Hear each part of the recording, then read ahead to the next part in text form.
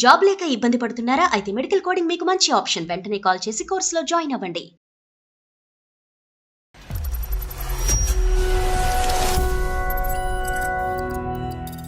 నా పెళ్ళై 2 ఇయర్స్ అవుతుంది సార్. చాలా పేద కుటుంబం మా అమ్మ వాళ్ళది. పెళ్ళేటప్పుడు ఒక 5 lakhs అప్పయింది వాళ్ళకి. పెళ్లి తర్వాత జాబ్ చేయొద్దు ఏం చేయొద్దు అని చెప్పారు మాకు. చదివిన దీనికి పెళ్ళయ్యాక ఉద్యోగం మానేయటం చాలా మంది ఉన్నారు సార్ అలాగే.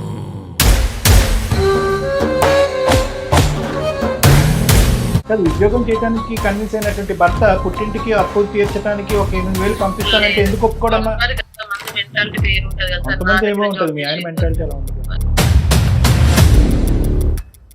ఇప్పుడు సమస్య ఏంటమ్మా? సార్ నేను చేసే జాబ్ దగ్గర మా మేనేజర్ తో కొంచెం ప్రాబ్లం ఉంది సార్. నాకు తనకేదో ఉంది సంబంధం అని అన్నట్టు చెప్పేశారు. అదేలేండి, వాడి బుద్ధి గట్టి తిందంటారు కదా. నాకు శృతికి అది లేదు అని ఇంకా అందరికి చెప్పడం వల్ల ఏంటంటే కొంచెం దూరం పెట్టుకుంటూ వచ్చాను నేను. అది బాగా ఇబ్బంది పెట్టుకుని అని చెప్పేసి అలా వైఫ్ ని చెప్పాను ఇంట్లో. లేదు నాతో క్లోజ్ ఉన్నాయి, మనం టీ తాగిన ఫొటోస్, తిన్న ఫొటోస్ అవన్నీ మీ ఆయనకు పంపిస్తానని చెప్తాను. బ్లాక్ మెయిల్ చేస్తున్నాడు. ఫ్లోర్ అందరూ తెలుసు శృతికి బాస్కి ఏదో ఉంది, శృతికి బాస్కి ఏదో ఉంది. నీ సైడ్ నుంచి కూడా కొన్ని తప్పిదాలు ఉన్నాయమ్మా.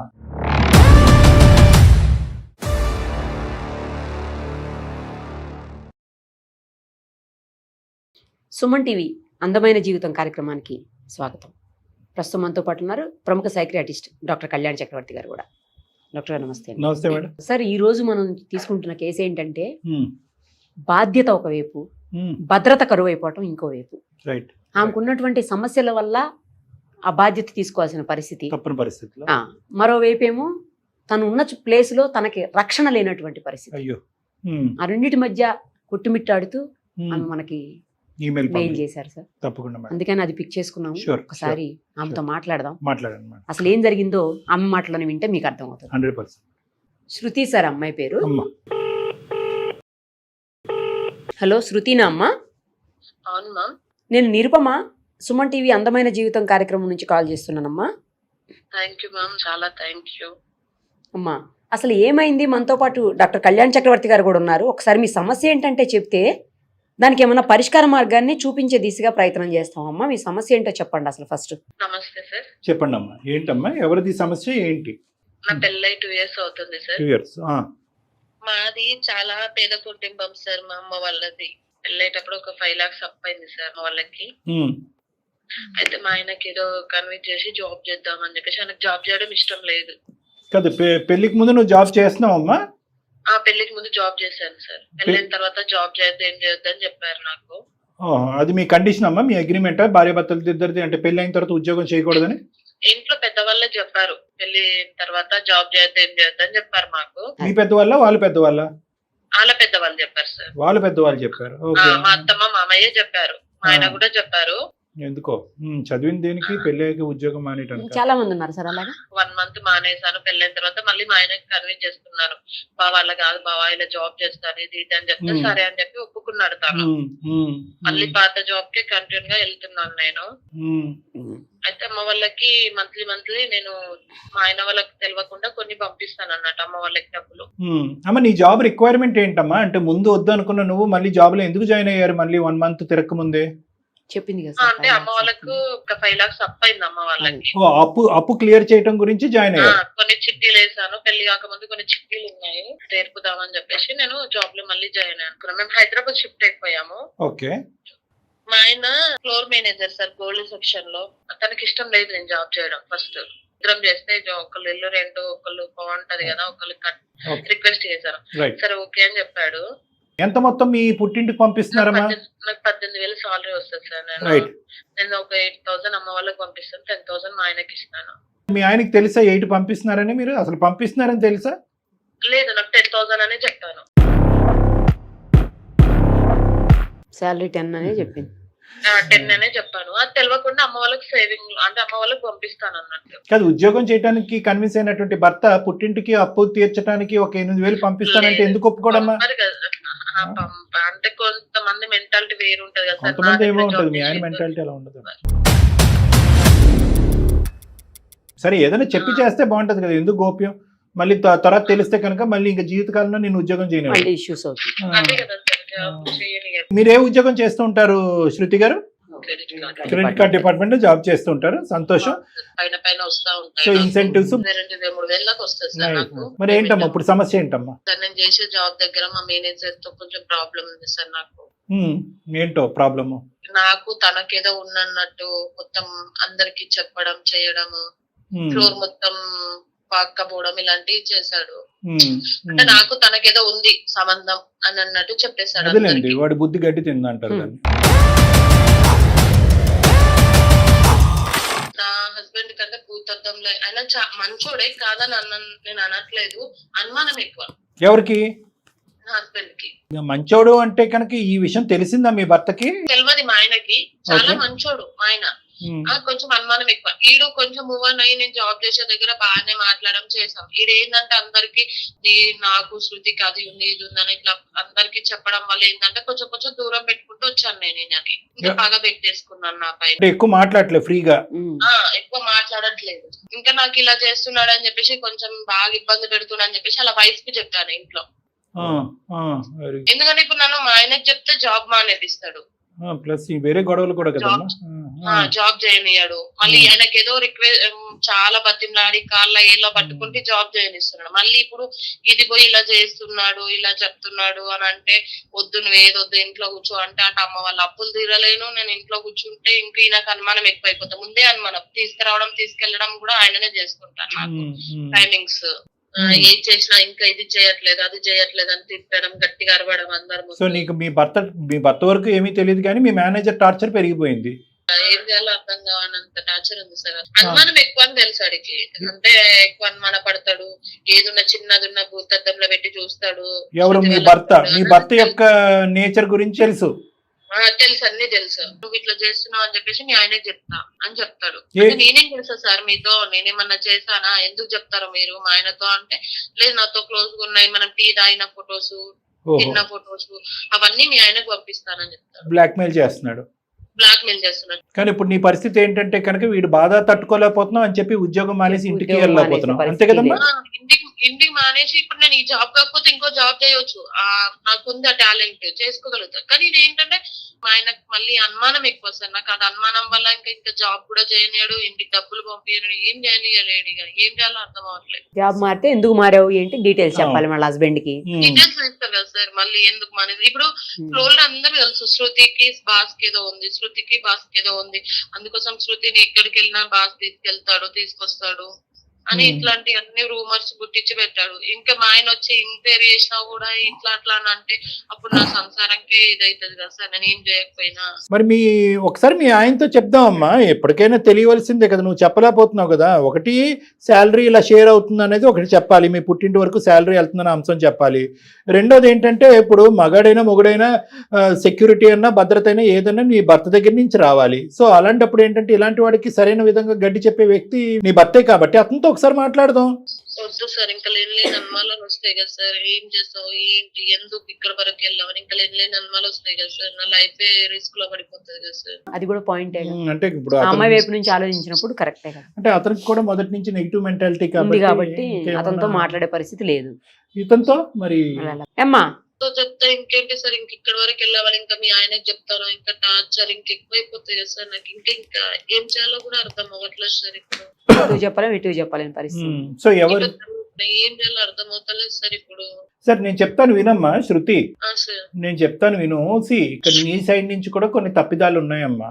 ఓకే, ఒకటి ఏంటంటే అంత మొండి పట్టుదలతో ఉన్నటువంటి ఒక భర్త పెళ్లికి ముందే మీ అత్తమామలు ఉద్యోగం మానేయాలని చెప్పినటువంటి ఒక కుటుంబంలో నువ్వు వచ్చినటువంటి నువ్వు ఆ తర్వాత కొద్ది రోజుల్లోనే వాళ్ళని కన్విన్స్ చేసి నువ్వు అనుకున్నటువంటి పాత జాబ్లోనే జాయిన్ అయ్యావు. అంటే అదృష్టం నీ విన్నట్టునే ఉంది, కానీ నువ్వు ఆ సిచ్యువేషన్ని అడ్వాంటేజ్ తీసుకున్నావు. అరే అంత ట్రాన్స్పరెంట్గా ఒప్పుకుని ముందుకు వచ్చి ఈ అబ్బాయి ఒప్పుకోవటం కాదు, బహుశా వాళ్ళ తల్లిదండ్రులతో కూడా చెప్పుంటాడు కదా, అమ్మ నాన్న వినండి అమ్మ శృతి. అంటే ఎంత అభద్రతతో ఉండేటటువంటి వ్యక్తి, ఎంత కంట్రోల్ చేసే వ్యక్తి అయినా కూడా ఈరోజు ఆఖరికి నీ మాట నెగ్గేటటువంటి విధంగా నీ లూప్ లైన్లోకి వచ్చేసాడు అతను. అంటే అక్కడే ఒక భర్తగా అతనికి ఒక స్థానాన్ని, ఒక విలువని, ఒక ప్రత్యేకతని ఇవ్వాల్సినటువంటి అవసరం ఉంది. ఇంత భయపడవలసినటువంటి అవసరం లేదు.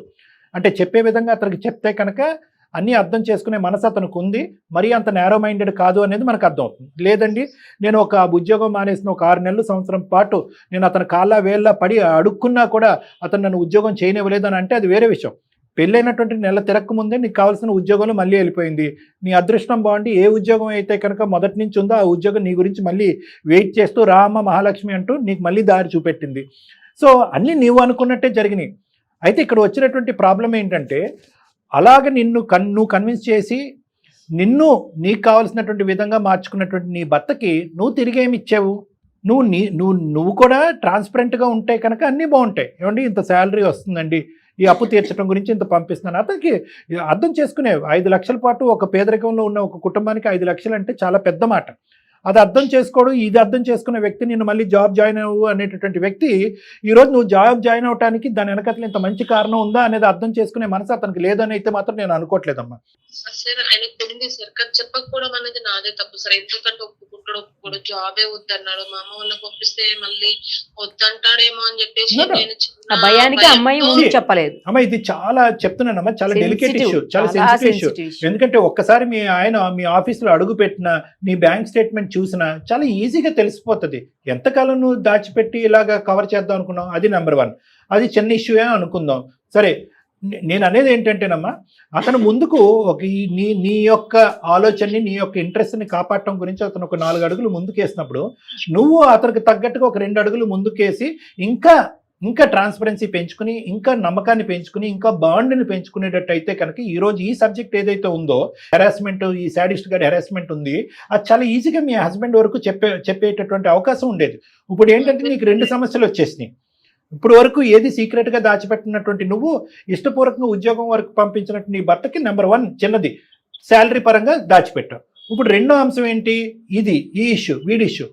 సో నేను అనేది ఏంటంటే నిజంగా ఈ సమస్యకు ఒక పరిష్కారం కావాలి, నాకు ఉద్యోగం చేయటం తప్పదు అంటే కనుక ఆప్షన్ 1 ఏంటంటే ఉన్నది ఉన్న పలంగా మీ భర్తకి చెప్పు. ఏమండి, ఎందుకంటే ఇది ట్రేడ్ సీక్రెట్ కాదు, ఇది ఒక భయంకరమైనటువంటి రహస్యం కాదు. ఖచ్చితంగా నీ దగ్గరకు వచ్చేటటువంటి డబ్బులు నువ్వు కష్టపడేది నీ కుటుంబాన్ని కాపాడటం గురించి కష్టపడుతున్నావు అనే అందులో నీ సైడ్ ఏం తప్పు కూడా లేదు, నీ సైడ్ తప్పు లేదు. నెంబర్ 1. నెంబర్ 2 ఏంటంటే ఇదే ఉద్యోగం, ఇదే పరిస్థితి, ఇదే ఆఫీసు, దిక్కులేనటువంటి పరిస్థితి, ఇక్కడే నేను ఉండాలి అంటే కనుక అందులో ఏంటంటే ఒక చెడు ప్రచారం జరిగింది. ఏది? మీ ఆఫీసులో మిగతా సభ్యుల మధ్యన ఒక చెడు ప్రచారం జరిగింది. వీడే వచ్చి ప్రత్యేకంగా మీ ఆయనకి చెప్తాడు అనే అవసరం కూడా లేదు. వేరే వాళ్ళు ఎవరు బుద్ధి కరెక్ట్గా లేకపోతే వేరే వాళ్ళ ద్వారా కూడా ఈ సోర్స్ ఆఫ్ ఇన్ఫర్మేషన్ నీ భర్త వరకు చేరడానికి ఒక అవకాశం ఉంది. ఈ దారిన ఆ దారిన మీ భర్తకి చేరే ముందే నువ్వే నీ భర్తకి ఇలా ఉందండి పరిస్థితి, ఒకటి ఇది నేను మీ దగ్గర దాచిపెట్టాను ఎందుకంటే మీరు నా చేత ఉద్యోగం మానిపిస్తారనేటటువంటి భయంతో, ఇది ఎప్పటికైనా మీకు తెలియవలసిన నిజమే కాబట్టి ఇప్పుడు చెప్తున్నాను, ఇంత మొత్తం శాలరీ అక్కడికి వెళ్తాను, ఆ విషయం గురించి నువ్వు ఎందుకు చెప్పలేదని కోప్పడతాడేమో కానీ ఎందుకు అలా పంపిస్తున్నావు అనేటటువంటి విధంగా కోప్పడతాడు నీ భర్తని నేను అనుకోవట్లేదమ్మా. అది నెంబర్ 1. నెంబర్ 2, ఈ ఇష్యూ కూడా చెప్పండి, ఈ ఇష్యూ ఇలా ఉంది అని చెప్పండి. నేను ఆప్షన్ బి కూడా నేను మీకు ఒక సొల్యూషన్గా చెప్పగలను. ఏంటి ఆప్షన్ బి అంటే, అమ్మ నీ భర్తతో ఉండేటటువంటి నీ ప్రయాణం ఇంపార్టెంట్, నీ భర్త నమ్మకం నీకు ఇంపార్టెంట్, అనుమానంతో ఉండేటటువంటి నీ భర్తకి ఇలాంటి విషయం తెలిస్తే కనుక చాలా ప్రమాదం కాబట్టి ఈ ఉద్యోగం కాకపోతే ఇంకో ఉద్యోగం వస్తుంది, ఉద్యోగం ఎందుకు మారేవు అనే కారణం కంటే ఈ కారణం ద్వారా మీ ఇద్దరి మధ్యన భేదాభిప్రాయాలు పెరిగాయి అనేటటువంటిది పెద్ద ఇష్యూ కాబట్టి ఉద్యోగం మారిపోవమ్మా అని చెప్పచ్చు. కానీ నా భయం ఏంటంటే నీ మీద ఒక వ్యామోహం, ఒక అట్రాక్షన్ ఒక డెవలప్ చేసుకున్నాడు వాడు. అక్కడతో ఇంక ఇప్పుడు నీవు కళ్ళెదురుకుంటూ ఉన్నావు కాబట్టి అణిగిమణిగి కొద్దిగా నేను బ్లాక్మెయిల్ చేసుకుంటూ ఉన్నాడు. రేపొద్దున వాడు ఏం చేస్తాడు, నువ్వు ఆఫీస్ నుంచి వెళ్ళిపోయిన తర్వాత మీ ఆయనకి ఫోన్ చేసి ఇంకో మీ ఆవిడ ఎందుకు ఇంట్లో ఇక్కడి నుంచి వెళ్ళిందంటే కనుక ఇది కదా అని చెప్పాడు అనుకోండి, అది ఇంకా జటిలం అవుతుంది. కాబట్టి నువ్వు ఉద్యోగం మారిపో, ఉద్యోగం తప్పించుకో అని కూడా చెప్పే ఉద్దేశం కాదమ్మా నాది. నేనేమంటున్నానంటే ఫస్ట్ అండ్ ఫార్మోస్ట్ ఇదేదో 10 రోజులు 15 రోజుల పాటు ప్రయాణం కాదు, ఇది ఒక నమ్మకంతో కూడినటువంటి ప్రయాణం. భార్యాభర్తల మధ్యన ప్రధానంగా ఉండవలసినటువంటిది ఒకటి బంధం అయితే కనుక ఆ బంధానికి మూలం నమ్మకం. సో మీ ఇద్దరి మధ్యన ఉండవలసింది ఆ ట్రాన్స్పరెన్సీ. ఇవేం పెద్ద ఇష్యూస్ కాదు. నీ మనస్సాక్షికి తెలుసు నువ్వు ఏ తప్పు చేయలేదని. మీ చుట్టుపక్కల ఉండే ఆఫీస్ వాళ్ళందరూ ఏమనుకుంటారంటే ఈవిడ మీద ఇంట్రెస్ట్ అని అనుకుంటున్నారు, కానీ నీకు ఆ మేనేజర్ మీద కూడా ఇంట్రెస్ట్ ఉందని ఎవరు అనుకుంటున్నారని నేను అనుకోవట్లేదమ్మా. కాబట్టి ఈ సిచ్యువేషన్ అడ్వాంటేజ్ తీసుకో. స్టార్టింగ్లో అనుమానం పడచ్చు, కోప్పడచ్చు, తిట్టచ్చు, కానీ నా భార్య ఉన్నది ఉన్నట్టుగా, నేను మూడో వాళ్ళ వ్యక్తి ద్వారా వినకుండా నా భార్య ఉన్నది ఉన్నట్టుగా నాకు వచ్చి చెప్పింది అనేటటువంటి ద్వారా మీ హస్బెండ్ నీ మీద నమ్మకం పెరుగుతుంది. ఆ మేనేజర్ దగ్గరకు వస్తాడు, ఆడు చెంపలు వాయిస్తాడు, చెడమడ తిడతాడు. ఆడేవో ఫోటోలు గడుగుడ్డు అంటున్నాడు. ఏం ఫోటోలు చూపెడతాడు వాడు? ఫోటోలు ఇవన్నీ తీసి దాచిపెట్టుకుంటున్నాడంటే వాడు దురుద్దేశం ఏంటంటే నిన్ను ఒక చిక్కుముడిలో పెట్టాలి. నువ్వు ఒక్కదానివే కాదు, ఇలాంటి బాధితులు చాలా మంది ఆడవాళ్ళు ఉండుంటారు వాడి దగ్గర, ఇలా ఫోటోలు తీసేసి ఇలా బ్లాక్మెయిల్ చేసి ట్రాప్ చేసేటటువంటి వాళ్ళు. కాబట్టి నేనేమంటున్నానంటే ఆ నిజం ఏదైతే కనుక శాలరీ పరమైనటువంటి నిజం మీ పుట్టింటికి పంపించే అంశం కూడా నీ భర్తకు తెలియాలి. రెండోది ఏంటంటే ఇలా ఆఫీస్లో ఇలాంటి హెరాస్మెంట్ జరుగుతుంది అనేటటువంటి అంశం కూడా నీ భర్తకు చెప్పాలి.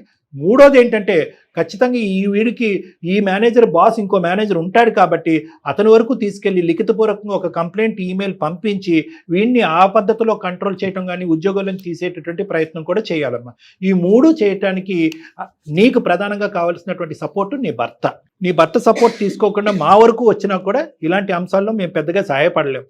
So it's very important that you take the help of your husband. ఏం కాదంటారా సార్? మళ్ళీ ప్రాబ్లం ఏం కాదని అమ్మ ఒకటి పెద్ద గీత ముందు చిన్న గీత. ఇనీషియల్గా కోప్పడచ్చు, తిట్టచ్చు, నీ తప్పేమీ లేదని నేను ఎలా నమ్మాలనే మాట కూడా అనొచ్చు. ఇవన్నీ ఉంటాయి.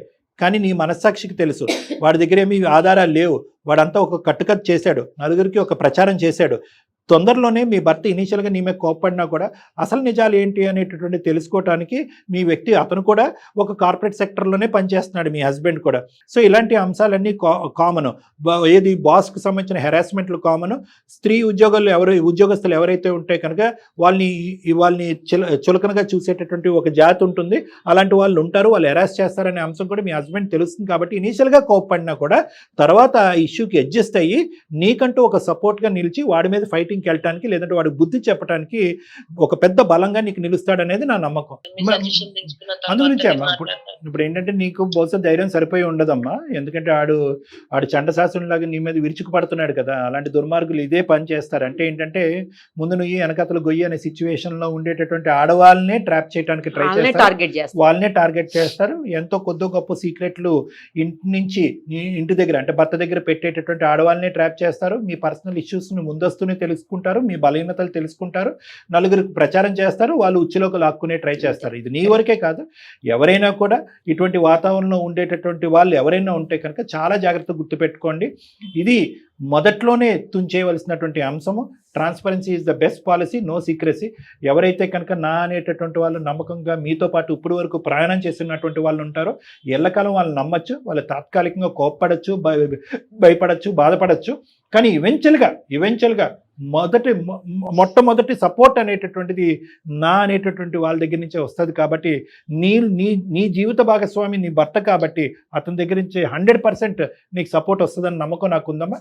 ఒకప్పుడు అతని దగ్గర నుంచి ఏమైనా మిస్అండర్స్టాండింగ్, ఏమైనా కన్ఫ్యూజన్ ఉంటే కనుక మీరిద్దరు ఒకసారి నా దగ్గరకు వస్తే ఆ కన్ఫ్యూజన్ నేను క్లియర్ చేస్తాను. ఇలా మా వరకు కాంటాక్ట్ అయిందండి ఈ బాత్, ఈ అమ్మాయి, ఆ అమ్మాయి ఉద్దేశం ఇది, ఆలోచన ఇది, ఆ అమ్మాయి ఉద్దేశం కానీ ఆలోచనలో కానీ ఎటువంటి దురుద్దేశం లేదని చెప్పి నేను ఎక్స్ప్లెయిన్ చేస్తాను. ఇంకొకటి ఏంటంటే సార్, ఇలాంటి వాళ్ళు ఫస్ట్ భయాన్ని వీడాలి. అలాంటి వాళ్ళ నుంచి భయం పడతారు. ఏమవుతుందో, జాబ్ మానేయాల్సి వస్తుందేమో, లేకపోతే నన్నేమన్నా నిజంగానే బదనాం చేస్తారేమో అందరిలోనే ఓ భయానికి గురవుతుంటారు. ఆ భయాన్ని వీడి ఎవరో ఒకటితోటి ఇంట్లో బాగా క్లోజ్ గా ఉండే పేరెంట్స్ తోటో, అన్నతోటో, తమ్ముడితోటో, భర్తతోటో ఎవరో ఒకటితో షేర్ చేసినప్పుడు ఆటోమేటిక్ గా సొల్యూషన్ అనేది కనిపిస్తుంది. Exactly sir. ఓపెన్ ఎవరికి చెప్పుకోలేను బాధ సార్. ఇటు ఇంటికి చెప్పుకోలేను, అటు ఆయన చెప్పలేను. ఎక్కువైపోయింది నాకు బాధ, టార్చర్. కరెక్టేనమ్మా. అందు గురించే ఫస్ట్ ఇలాంటి వాళ్ళందరూ ఓపెన్ చేసుకోవాలి, వాళ్ళ మనసు విప్పి మాట్లాడాలని చెప్పి ఈ వేదిక యొక్క ఉద్దేశం అమ్మా.